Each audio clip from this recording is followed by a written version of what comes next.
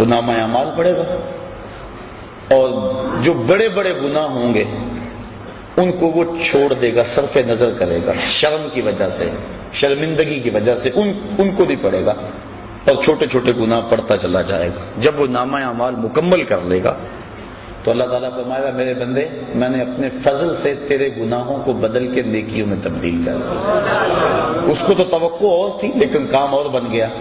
اب وہ کہتا یا اللہ ابھی تو میرے بڑے بڑے گناہ رہتے ہیں۔ فَضَحِكَ النبی صلی اللہ علیہ وسلم حتی بدت نواجذہ، حضور اس حدیث کو بیان کرتے کرتے اتنے مسکرائے کہ حضور کی داڑھیں لوگوں کو نظر آنے لگی کہ پہلے بڑے بڑے گناہ چھپاتا جاتا ہے، ان کو پڑھتا نہیں ہے، اور جب اللہ نے کہا میرے بندے میں نے بدل دیے، نیکیوں میں تبدیل کر دیے، وہ کہتا ہے اللہ ابھی تو بڑے بڑے رہتے ہیں میرے گناہ جو میں نے ابھی پڑھے تھے۔ اللہ اکبر۔ تو اس کے حضور کوئی آ کے تو دیکھے، جھولی پھیلا کے تو دیکھے، وہ یہ نہیں دیکھتا اس نے گناہ کتنے کیے۔ فرشتوں کہتا فرشتوں گواہ ہو جاؤ میرا بندہ آخر میرے در پہ ہی آیا ہے نا، اور کوئی در ہوتا تو جاتا وہاں۔ ایک شخص مسجد نبوی کے کونے میں دعا مانگ رہا تھا، اور لفظ کیا تھے اللہم انی اسألک بانک انت اللہ لا الہ الا انت، مالک میں تجھ سے اس لیے مانگتا ہوں کہ تو میرا اللہ ہے، تیرے علاوہ میرا ہے بھی تو کوئی نہیں نا کہ جس کی چوکھٹ پہ جاؤں۔ حضور نے سنا، کہا وہ جو کونے میں بیٹھ کے دعا مانگ رہا ہے اس کو بشارت دے آؤ کہ تمہاری دعا اللہ نے قبول کر لی۔ جب بندہ اس کے حضور آتا ہے، فرمایا اگر کوئی آئے ہم گناہوں کو بدل کے نیکیوں میں تبدیل کر دیتے ہیں۔ وَقَانَ اللَّهُ غَفُورًا رَحِيمًا، اللہ بخشنے والا اور مہربان ہے۔ بخشش اس نے مانگی اور اپنی طرف سے اضافی رحمت اس کے اوپر ڈالی اور اس کے گناہوں کو بدل کے نیکیوں میں تبدیل کر دیا۔ وَمَن تَابَ وَعَمِلَ صَالِحًا، اور جس نے توبہ کی اور نیک اعمال کیے، فَإِنَّهُ يَتُوبُ إِلَى اللَّهِ مَتَابًا، بے شک وہ اللہ کی طرف رجوع لایا جیسا کہ رجوع لانے کا حق تھا۔ وَالَّذِينَ لَا يَشْهَدُونَ الزُّورَ، اللہ والوں کی ایک اور نشانی بیان فرمائی کہ یہ وہ لوگ ہیں جو جھوٹی گواہی نہیں دیتے، جھوٹ نہیں بولتے، ان کی زبان پہ سچ ہوتا ہے۔ اللہ اکبر۔ وَإِذَا مَرُّوا بِاللَّغْوِ مَرُّوا كِرَامًا، اور جب کسی بیہودہ جگہ سے گزرتے ہیں تو اپنی عزت سنبھال کے گزر جاتے ہیں، کسی بری جگہ پہ ٹھہرتے بھی نہیں۔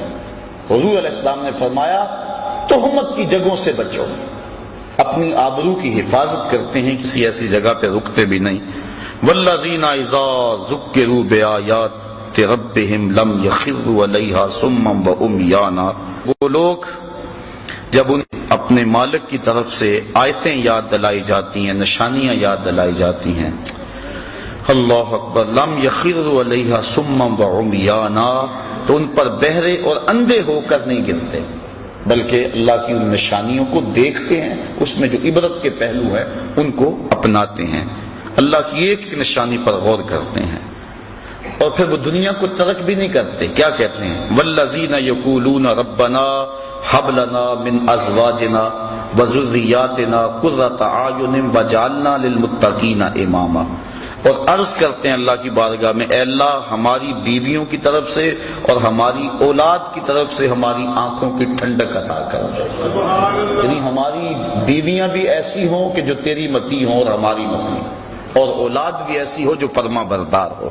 اور ہمیں آنکھوں کی ٹھنڈک ان کی طرف سے نصیب ہو جائے۔ آنکھوں کی ٹھنڈک سے مراد کہ خوشی نصیب ہو۔ علماء نے بیان فرمایا ہے کہ جب غم میں آنسو نکلتے ہیں تو وہ گرم ہوتے ہیں، اور جب خوشی سے آنسو کو خوشخبری سن کے نکلیں تو وہ ٹھنڈے ہوتے ہیں۔ اس لیے یہ کہنا قرۃ اعین کا لفظ عرب میں جو رواج ہے تو اس کا مطلب یہ ہے کہ تجھے خوشیاں ملیں، تجھے غم نہ پہنچیں، تو وہ یہ دعا کرتے ہیں اللہ اولاد کی طرف سے ہمیں ٹھنڈک کی پہنچے، اولاد کی طرف سے غم نہ ملے۔ وَجَعَلْنَا لِلْمُتَّقِينَ إِمَامًا، اور ہمیں پرہیزگاروں کا پیشوا بنانا، امام بنانا، نہ صرف کہ ہمیں پرہیزگار بنانا بلکہ ہمیں پرہیزگاروں کا بھی امام بنا دینا۔ وہ دعا کرتے ہیں اولئک یجزون الغرفۃ بما صبروا ویلقون فیہا تحیۃ وسلاما، کہا ان کو جنت کا سب سے اونچا بالا خانہ انعام ملے گا، بدلہ ان کے صبر کا، دنیا پہ صبر کیا، دکھوں پہ، مصیبتوں پہ، عبادات پہ صبر کیا، وَيُلَقَّوْنَ فِيهَا تَحِيَّةً وَالسَّلَامًا، اور وہاں ان کو سلامیاں دیے جائیں گی اور ان کے پیشوائی ہوگی۔ جب جنت میں داخل ہوں گے تو فرشتے ان کو سلام کریں گے کہ تم نے دنیا کے اندر اللہ جل شانہ کی رضا کے لیے اپنی زندگی گزاری، آج ہمارا سلوٹ اور ہمارا سلام قبول کرو۔ تو قرآن مجید نے یہ ان لوگوں کی نشانیاں بیان کی جو اللہ والے ہیں۔ اب دیکھیں ہم کس طرح کا ذہن بنائے پھرتے ہیں، اللہ والا کون ہوتا ہے؟ اب اللہ تعالیٰ نے قرآن مجید کے اندر جو ہے وہ اللہ والوں کی نشانیاں بیان کی۔ ان کی چال بھی وقار والی ہوتی ہے، ان کا لباس بھی وقار والا ہوتا ہے، ان کا اٹھنا بھی، بیٹھنا بھی، گزرنا بھی، چلنا بھی، اور ان کی دعائیں اور التجائیں اللہ کے حضور دیکھ لیں۔ آقا کریم سے بھی صحابہ نے پوچھا کہ حضور جن اولیاء کا آپ تذکرہ کرتے ہیں تو ان کی نشانیاں کیا ہیں؟ ایک نشانیاں یہ بیان فرمائی گی سورہ فرقان میں، تو حضور سے بھی سوال کیا گیا، ابن مردویہ میں بیان کیا، حکیم ترمذی نے بیان کیا، امام غازی نے بیان کیا۔ حضور علیہ السلام سے پوچھا گیا کہ حضور ہم اہل اللہ کو اگر تلاش کرنا جائیں تو ان کی نشانی کیا ہے؟ فرمایا اذا رؤوا ذکر اللہ، اللہ والوں کی نشانی یہ ہے جب ان کے پاس بیٹھو، انہیں دیکھو، تمہیں خدا یاد آ جائے، ان کو دیکھ کر خدا کی یاد آ جائے، یعنی دین کی طرف تمہاری رغبت پیدا ہونے لگے اور برائیوں سے تمہیں نفرت ہونے لگے۔ جس شخص کی صحبت میں تمہیں دنیا سے دوری اور آخرت کی قربت اور اللہ رسول کا پیار نصیب ہونے لگے، سمجھ لو اس کا سینہ ولایت کے نور سے منور ہے۔ تو حضرت غوث اعظم سیدنا شیخ عبد القادر جیلانی رحمۃ اللہ تعالی علیہ کے حوالے سے جو مجھے تاکید بھی تھی، آپ نے اہل اللہ کی بالخصوص جو مسند مشیخیت کے اوپر بیٹھے ان کی 12 نشانیاں بیان کی۔ آپ فرماتے ہیں کوئی اس وقت تک قابل نہیں ہوتا اس بات کے کہ وہ لوگوں کو رشد و ہدایت کرے اور لوگوں کو اپنے زیر تربیت رکھے جب تک وہ 12 خوبیوں کا حامل نہ ہو۔ وہ کون کون سی 12 خوبیاں؟ فرمایا 2 خوبیاں اس میں اللہ تعالی والی ہیں، ایک اللہ کی صفت ستار کا مظہر ہو، ایک صفت غفار کا مظہر ہو، یعنی پردہ پوش ہو، چغل خور اللہ کا ولی نہیں ہوتا۔ دیکھو مرید نے تو سارے دکھڑے بیان کرنے ہوتے ہیں، گھر کی بات بھی کہنی ہے، بیوی کی بات بھی کہنی ہے، بچوں کی بات بھی کہنی ہے، سارے دکھڑے اس کے سامنے رکھنے ہیں، اور اگر اس کا سینہ اتنا بڑا نہیں ہے، کشادہ نہیں ہے، وہ دوسرے کو بتاتا پھرے گا ایک سے سن کر، تو پھر اس سے کہنے کا فائدہ کیا؟ بلکہ دانشمند تو لوگ کہتے ہیں جس کو راز کی بات بتا کر یہ کہنا پڑے جناب اسے راز رکھنا، تو اس کو راز کی بات بتانی نہیں چاہیے، اسے خود پتا ہونا چاہیے بات راز والی ہے کہ نہیں ہے۔ تو یہ طریقت کا رکن ہے کہ پردہ پوشی کی جائے۔ بلکہ آپ دیکھتے ہیں طریقت میں ایک بہت بڑا نام ہے حضرت حاتم اسم کا۔ اسم کہتے ہیں جو کانوں سے بہرا ہو۔ حضرت حاتم رحمت اللہ تعالی علیہ کانوں سے بہرے نہیں تھے، لیکن انہیں پھر بھی بہرا کہا جاتا کیوں؟ اس کی وجہ یہ کہتے ہیں کہ حضرت حاتم کی مجلس میں ایک خاتون آئی، اس نے اپنا کوئی دکھڑا کہنا تھا، کوئی حاجت کہنی تھی، دوران گفتگو اس کی ریح خارج ہوگی، ہوا خارج ہو گئی، اس کو بڑی شرمندگی ہوئی کہ اتنے بڑے بزرگ اور میری ہوا خارج ہوئی، تو وہ شرم میں ڈوبی جا رہی تھی۔ حضرت حاتم اس کی خفت مٹانے کے لیے یوں کان پہ ہاتھ رکھ کے کہتے ہیں ذرا اونچی بولو، اس کو تاثر یوں دیا کہ میں بہرا ہوں اور میں نے وہ نہیں سنا جس سے تجھے شرمندگی ہو۔ پھر جب تک زندہ رہے بہرے بنے رہے کہ اس عورت کو جب بھی پتا چلے گا اسے شرمندگی ہو۔ یہ تھا فقر، یہ تھی درویشی، اور یہ تھے اللہ والوں کے اخلاق۔ آج تو چغلیاں کرتے پھرتے ہیں اور مسند ارشاد پہ براجمان، اللہ کی صفت ستار کا مظہر ہو۔ دوسری خوبی اللہ کی صفت غفار کا مظہر، بخش دینے والا، دل میں گرہ باندھنے والا، چونکہ دوران سلوک سالک سے بڑا کچھ سرزد ہوتا ہے، وہ بیچارہ زیر تربیت ہوتا ہے، اس کی کسی بات کو دل پہ لگا لے اور گرہ باندھ لے تو پھر کیسے تربیت ہوگی؟ تو اللہ کی صفت غفار کا مظہر ہو، معاف کر دینے والا، جس طرح وہ معاف کر دیتا ہے۔ 2 صفتیں اس میں حضور نبی رحمت صلی اللہ علیہ وسلم والی ہوں، ایک رفیق ہو، دوسرا شفیق ہو، رفاقت کے حق کو جانتا ہو اور شفقت کا پیکر ہو، تنگ تنگ دل نہ ہو. اللہ تعالیٰ نے اپنے محبوب کے بارے میں فرمایا لو کنتا فظا غلیظ القلب لانفضوا من حولک. محبوب آپ اگر ترش روح ہوتے، تنگ مزاج ہوتے، ماتھے پہ تیوریاں لانے والے ہوتے، اتنے لوگ تیرے گرد جمع تو نہ ہوتے. یہ تو تیرے خلق کی بات ہے کہ اتنے لوگ تیری راہوں کے مسافر بنے. شفیع کو شفقت کرنے والا ہو، اپنے سالکین سے، مریدین سے، ان سے جو ہے وہ چڑ نہ کھا جائے، جلدی اکتا نہ جائے. آنے والے تو آتے ہیں اور ان سے دکھڑے سنانے ہوتے ہیں، جلدی جلدی دروازے بند نہ کر لے بلکہ سنیں ان کے دکھڑے. آقا کریم صلی اللہ علیہ وسلم تشریف فرما تھے. ایک بڑھی آئی، اس نے حضور کو اشارہ کر کے بلایا. آقا کریم دروازے پہ بات سننے کے لیے چلے گئے.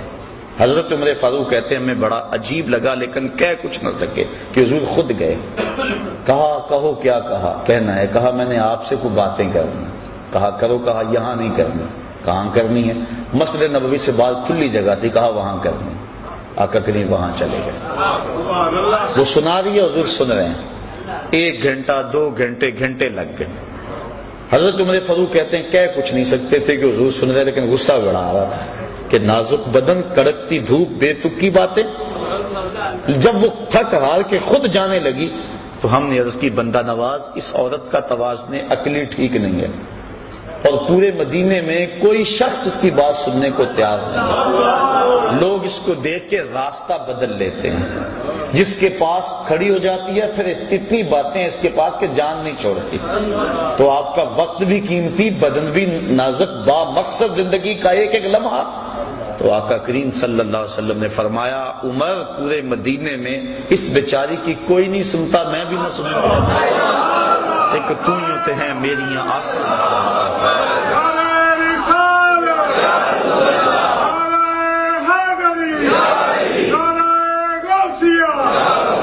یہ جو دھکے دیتے پھرتے نا مریدوں کو، پیچھے ہٹ جاؤ پیچھے ہٹ جاؤ، پیر صاحب کا مزاج بڑا نازک ہے، پیچھے ہٹ جاؤ. وہ کیسا پیر ہے جو مرید کو کہ دکھڑے بھی نہیں سن سکتا. اس کو دلدار مان لیا جو دل بھر ہی نہیں ہے، اس کو دل دے دیا جو دل کی کیفیت ہی نہیں جانتا. فلک نے بخشی ہے ان کو خواجگی جو جانتے نہیں روش بندہ پروری کیا ہے. جس کو دل دینا ہے پہلے دیکھو تو صحیح دلدار بھی ہے کہ نہیں. تمہارے دکھڑے بھی نہیں سنتا، حالت تو اس نے بعد میں کرنے. دکھڑے سنے تو صحیح، تمہاری ڈھارس تو بندائے. اللہ اکبر. تو شفیق ہو، رفیق ہو.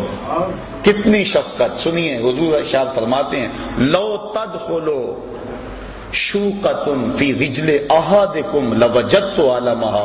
میرے امتی تیرے پاؤں میں کانٹا چبھے نا تو اس کی تکلیف مجھے ہوتی ہے. اگر پیر مرید سے اتنی ہمدردی نہیں رکھتا تو پھر نظام خانقاہی سوائے کاروبار کی اور کچھ نہیں. یہ ہمدردی ہو، شفیق بھی ہو، رفیق بھی ہو. 2 صفتیں حضرت سیدنا صدیق اکبر والی ہوں. ایک صادق ہو، دوسرا مصدق ہو.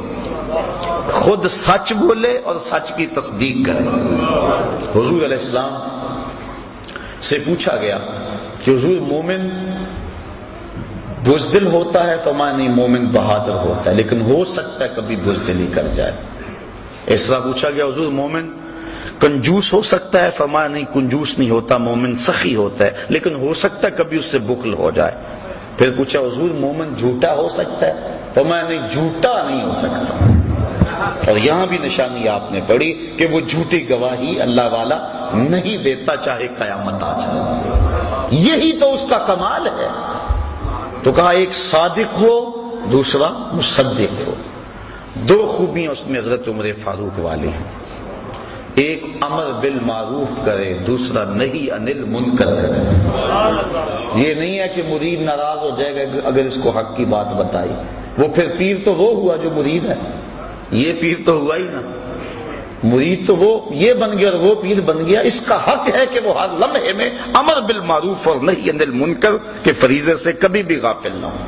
حضرت عمر فاروق رضی اللہ تعالیٰ عنہ کے حوالے سے چونکہ حضرت غوث پاک بیان فرماتے ہیں، کیونکہ آپ اس حوالے سے ایک امتیازی نام ہے. امر بالمعروف اور نہی عن المنکر کے حوالے سے.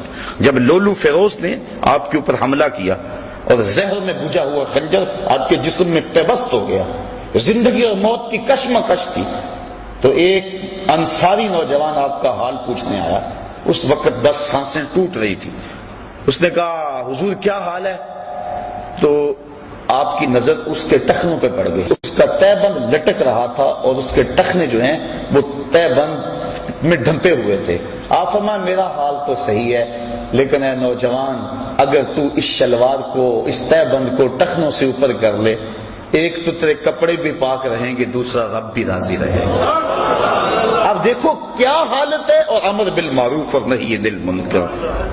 حضرت مجدد الفسانی رحمۃ اللہ تعالی علیہ فرماتے ہیں مکتوبات میں کہ مرید نے شریعت اپنے پیر کے عمل سے سیکھنی ہے، اس لیے اگر اس کا عمل خود شریعت کے مطابق نہیں ہوگا تو پھر کس طرح لوگوں کو راہ ہدایت دے گا. تو اس نے امر بالمعروف اور نہی عن المنکر، یہ دو خوبی حضرت سیدنا عمر فاروق والی. پھر فرمایا دو خوبی حضرت عثمان غنی والی، رات کو عبادت کرے، صبح اٹھ کے سخاوت کرے. اور وہ صفت بیان ہو چکی، یبیتون لربہم سجدا وقیاما، اللہ کے حضور راتوں کو کبھی سجدے میں گزارتے ہیں، کبھی قیام میں گزارتے ہیں. ان کی راتیں یوں ہی گزر جاتی ہیں، اللہ اکبر، بلکہ راتیں مختصر پڑ جاتی ہیں. حضرت سیدہ فاطمہ الزہرا رضی اللہ تعالی عنہا ایک دن عرض کرتی ہیں مالک تیری راتیں اتنی چھوٹی ہیں کہ تیری بندی کا ذوق بندگی ہی پورا نہیں ہوتا. ابھی میں سجدے میں سر رکھتی ہوں تو رات ختم ہو جاتی ہے، ایک رات اتنی لمبی کر دے تیری بندی جی بھر کے سجدہ تو کر دے. یہ ہیں وہ لوگ. تو کہا ایک رات کو عبادت کرنے والا ہو، صبح اٹھ کے سخاوت کرنے والا. سخاوت کا صرف تعلق مال سے نہیں ہے، سخاوت بدل است نہ بمال، بزرگی بعقل است نہ بسال.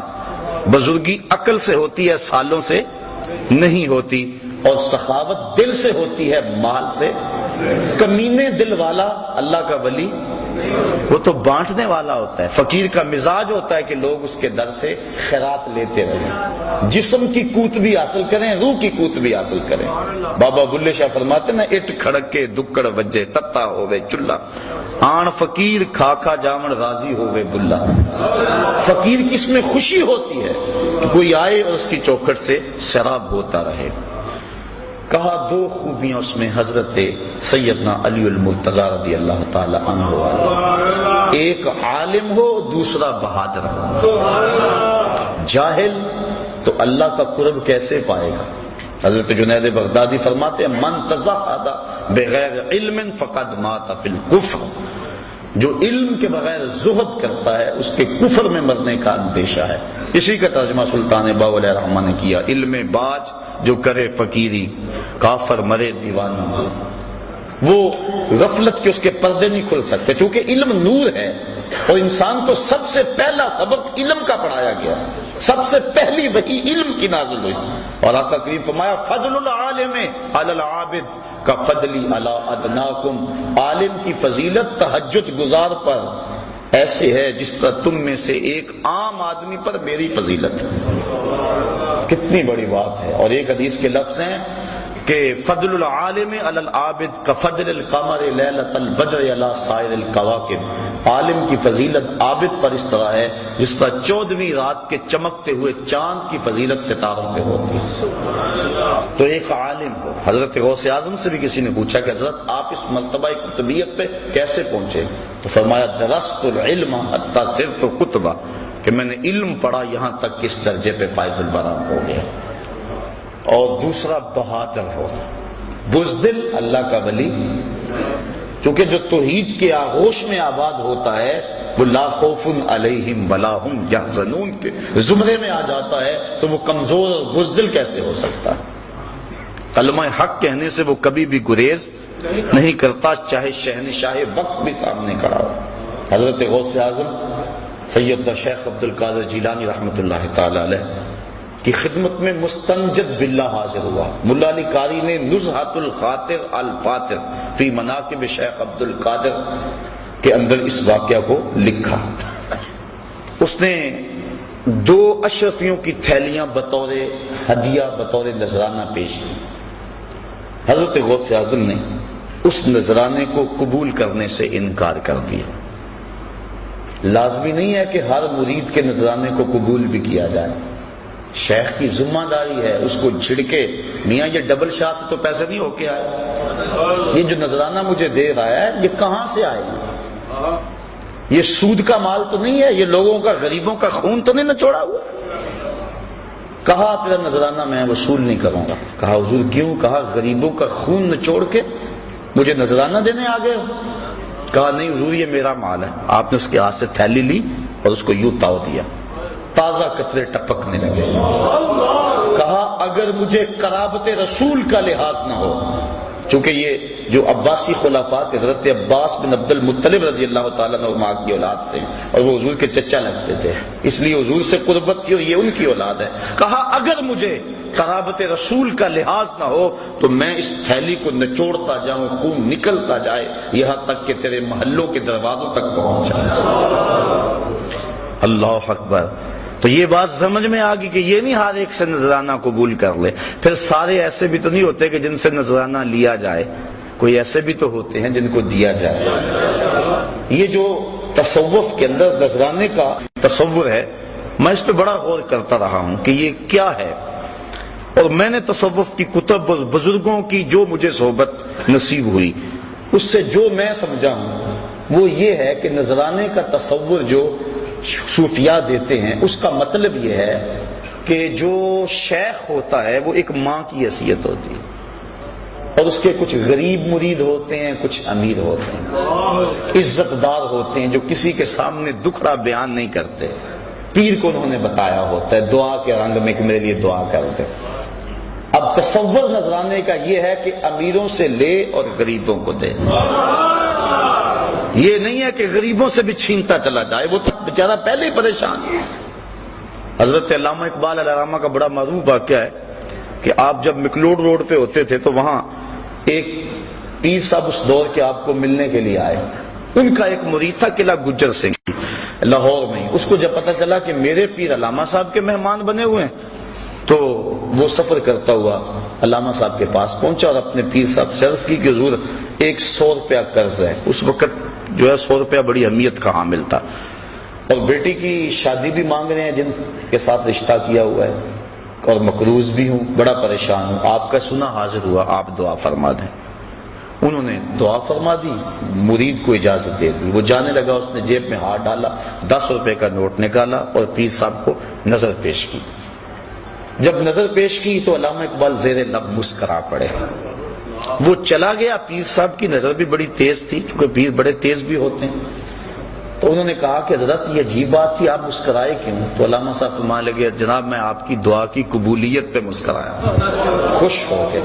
کہا وہ کیسے؟ میری دعا کی قبولیت کیسے ہوگی اسی وقت؟ کہا حضرت جب دعا نہیں کی تھی 100 روپے کا مقروض تھا، اور جب آپ نے دعا کر دی تو 110 کا مقروض ہو گیا. وہ بیچارہ تو ضرورت مند ہے اور دکھڑا سنا رہا ہے. بلکہ میں تو کہا کرتا ہوں کہ 2-3 مرتبہ جو آ کے دعا کا کہے اور کہے جناب قرض نہیں اترتا، وظیفہ بتاؤ، کوئی تعویذ لکھ دو، اگر پیر صاحب ثروت ہو تو اسے خود ہی خیال ہونا چاہیے کہ جو بار بار کہہ رہا ہے اس کا مطلب کیا ہے. سارے مانگنے والے سائل جو ہیں وہ ایک جیسے تو نہیں ہوتے. ہستی پلکوں کے نیچے غم بھی پلتے ہیں، مگر کون دیکھتا ہے اتنی گہرائی میں. حضرت ابو ہریرہ رضی اللہ تعالیٰ عنہ فرماتے ہیں مجھے سخت بھوک لگی اور حد ہوگی بھوک سے. میں آ کے ایک جگہ پہ بیٹھ گیا کہ یہاں سے کوئی گزرے گا اور میری حالت دیکھے گا اور مجھے کھانا دے دے گا. مانگنا تو میں نے ہے نہیں. کہ حضرت ابو بکر صدیق گزرے. میں نے ایک آیت کے بارے میں پوچھا، انہوں نے بتا دی اور چلے گئے. میں نے کہا میرا مسئلہ تو حل نہ ہوا.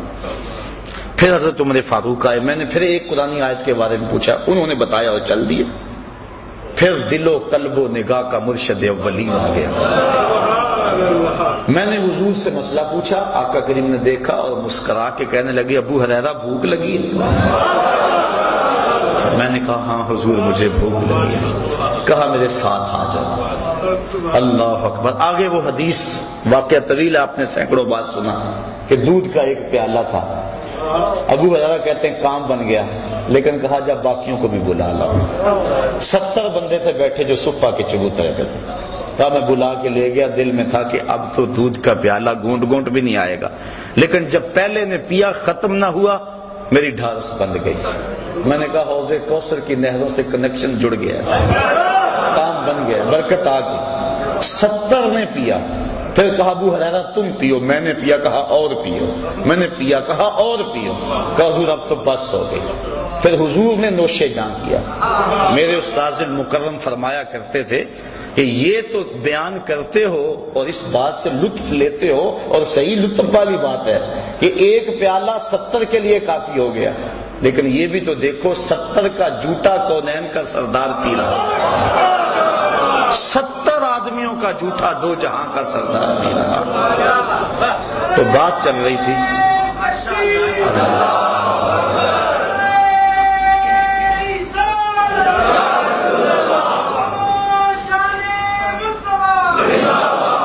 تو علامہ اقبال نے کہا میں اس بات پہ ہنسا ہوں کہ آپ کی دعا قبول ہو گئی۔ تو پھر اس وقت اقبال نے دکھ سے کہا تھا کہ نذرانہ نہیں سود ہے پیران حرم کا، نذرانہ نہیں سود ہے پیران حرم کا، ہر خرقہ سالوس کے اندر ہے مہاجن، ہم کو تو میسر نہیں مٹی کا دیا بھی، گھر پیر کا بجلی کے چراغوں سے ہے روشن، کم باذن اللہ جو کہہ سکتے تھے رخصت ہوئے، رہ گئے قبروں پہ مجاور اور گور کن، میراث میں آئی ہے مسند ارشاد ان کو، زاغوں کے تصرف میں عقابوں کا نشیمن، نذرانہ نہیں سود ہے پیران حرم کا، ہر خرقہ سالوس کے اندر ہے مہاجن، شہری ہو دیہاتی ہو مسلمان ہے سادہ، بتوں کی طرح پجتے ہیں کعبے کے برہمن۔ تو پیر تو دکھ درد کا ساجی ہے، وہ تو روح کی غذا دینے والا ہے، وہ مانگت تو نہیں ہے۔ پہلے وہ کہتے ہیں پہلے بزرگوں کی نظر دل پہ ہوتی تھی، اور اب دل کے اوپر جو لگی ہوئی جیب ہے اس پہ ہوتی ہے۔ جو امیر ہوتا ہے، امیر بھی جان رہے ہوتے ہیں کہ یہ ہمارے ساتھ کیا ہو رہا ہے، اس کو اندر لے جایا جاتا ہے اور حجرے خاص میں بٹھایا جاتا ہے، اور جو غریب ہوتا ہے اس کو کہتے ہیں تو اس درخت کے پاس بیٹھ جا اور 1.25 مرتبہ یا حیو یا قیوم پڑھ، اور وہ کہتا ہے مجھے رضا صاحب نے وظیفہ بتایا میں اس لیے یہاں بیٹھا ہوا ہوں، وہ تو تجھے اپنے سے جو پیچھے ہٹا رہے ہیں۔ تو یہ کیا ہو گیا ہے؟ یہ دکھڑے ہیں، یہ تمسخر نہیں کر رہا میں، یا جو ہے وہ محض آپ کو خوش کرنے کے لیے نہیں، یا کسی مخصوص شخص کے اوپر کوئی تنقید نہیں ہے، اس وقت ہمارا رویہ ہے قوم کا، اور ہم لوگ ہیں کہ دن رات ایسے لوگوں سے لٹتے ہیں، گر نگہباں بن کے جو اہل چمن کی آبرو لوٹے، چمن والو عقیدت چھوڑ دو ایسے نگہباں، آؤ ان لوگوں کو تلاش کریں، جہاں قدم رکھتے ہیں وہاں اللہ کی رحمتوں کا نزول ہوتا ہے، ان لوگوں کو تلاش کریں جن کی زندگیاں لوگوں کے لیے ہدایت کا سبب ہیں، اور جن کی زندگی کا ایک ایک لمحہ یاد خدا سے منور اور معطر ہے۔ ایسا نہیں ہے کہ ایسے لوگ ہیں نہیں، بعض تو کہتے ہیں میں تو ڈھونڈتا رہا مجھے تو ملا ہی کوئی نہیں، پتہ نہیں تو نے کہاں سے ڈھونڈا ہے۔ اللہ اکبر، بستے ہیں یہاں کچھ ایسے پراگندہ تباہ لوگ بھی، افسوس کہ تمہیں میر سے صحبت نہیں رہی، جن سے مل کر زندگی سے عشق ہو جائے وہ لوگ آپ نے شاید نہ دیکھے ہوں مگر ایسے بھی ہیں۔ ہم نے کپڑا لینا ہو تو ہمیں پتہ ہے فلاں دکان سے صحیح ملتا ہے، سارا شہر چھوڑ کے وہاں جاتے ہیں کہ نہیں؟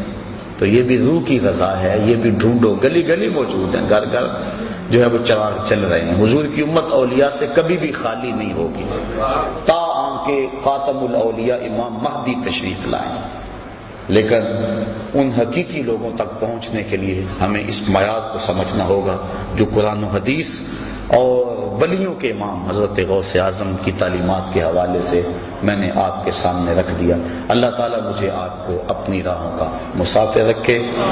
3 سال درس قرآن کا مکمل ہونے پہ اور 4 سال درس قرآن کا شروع ہونے پہ میں آپ کو مبارکباد پیش کرتا ہوں۔ پچھلے درس قرآن کا موضوع جو ہے وہ حضور کی اطاعت کے حوالے سے تھا، اور یہاں بھی اور مختلف جتنے بھی شہر تھے تقریباً میں نے اسی موضوع پہ جو ہے وہ درس قرآن، میلاد کا موسم بھی تھا، پیش کیا۔ مجھے اطلاعات مختلف شہروں سے ملی ہیں کہ کتنے لوگ ہیں کہ جن کے چہروں پہ حضور کی سنت کا نور سج گیا۔ میں تو آپ میں سے بھی یہاں بھی کچھ لوگ موجود ہیں، میں ان کو مبارکباد بصمی میں قلب دیتا ہوں. میں سمجھتا ہوں یہ ہے کامیابی، ورنہ کبھی کبھی میں سوچتا ہوں کہ یہ میں چکر ہی لگاتا رہتا ہوں، کبھی ادھر کبھی ادھر، سارا دن مالک اس کا کوئی فائدہ بھی ہے. لیکن جب کتنے لوگوں کو گناہوں سے توبہ کرتے دیکھتے ہیں، اندر بدلتا دیکھتے ہیں، اور گھروں کے ماحول تبدیل ہوتے ہوئے دیکھتے ہیں اور سنتے ہیں اور پیغام پہنچتا ہے، آپ جانیں اصل کمائی یہ ہے. نہ تو ہم نوٹ کے لیے آتے ہیں نہ ووٹ کے لیے آتے ہیں، بس مقصد یہ ہے کہ کسی کے دل میں کوئی بات اتر جائے، اور جب کسی کے دل میں کوئی بات اترتی ہوئی محسوس کرتے ہیں تو پھر پیشانی سجدے میں جھک جاتی ہے. اللہ مجھے آپ کو اپنی رحمتوں کی پناہ میں رکھے.